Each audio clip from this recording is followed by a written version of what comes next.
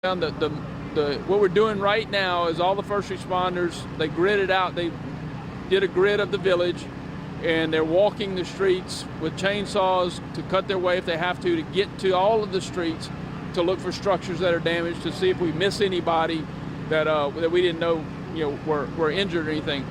It appears that all of the damage initially is just straight down MLK or the Tangipahoa Road, just from the path of what you guys told us from the radar and what the path is from most of the damage. So we feel pretty good that we found anybody that their structures their homes and buildings were harmed, and found anybody that there were minor injuries, but only a couple and minor. So we're in pretty good shape. We have heard initially that there were a couple of mobile homes that had been turned over and destroyed, and possibly a tire shop. Do you know of some of the people? Can you describe? Yeah, from what I understand, what we were told when I got here is that one of the mobile homes was a mother and two children, a toddler and an infant. They were able to get to them. They're fine, although they were transported to North Oaks Hospital to check them out just in case. And then there was another home that was damaged pretty good, and that there was two people in there that actually had some injury, minor to a little bit more than minor, but they were taken to North Oaks also and expect to be fine. And God bless us, no fatalities at all right now. And we're looking at this Big Boss gas station. I mean, it is tore up. Yeah. Talk a little bit about what you saw in there, and the folks, were there people inside at the time? From what I understand, whenever the alarm went off, the employees and whoever the customers were went into the cooler and waited for it to pass, and so there's a good move on their part to listen and take the warning. So thankfully to the Weather Center, we get those warnings. And if you can see, the store's messed up on one side of it, pretty much half of the store. And that store is a huge revenue source for the village of Tangipahoa, so it's going to be a serious impact ongoing for them. But right now, obviously, we're focused on finding anyone that's injured, anyone that we hadn't found yet, to make sure we take care of them.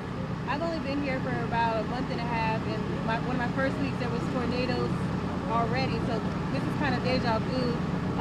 For your area here, you don't see this often. No, we don't. I think in my 7 years of being in office, this is probably the second time that a tornado actually made landfall, I guess you'd say, or actually touched ground and did damage. We've had some go over the top of the parish. This is the first time actually we've had actually injuries, any type of injury from a tornado.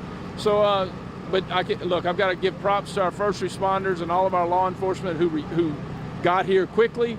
As we talked about, we're probably just barely 2 hours after the event, and we're out, taking care of the folks who were hit hard, and we're out looking to make sure that we're finding anybody else that might be injured. So our first responders are top notch, and the whole area is responding to make sure that our parish is taken care of, and we greatly appreciate that.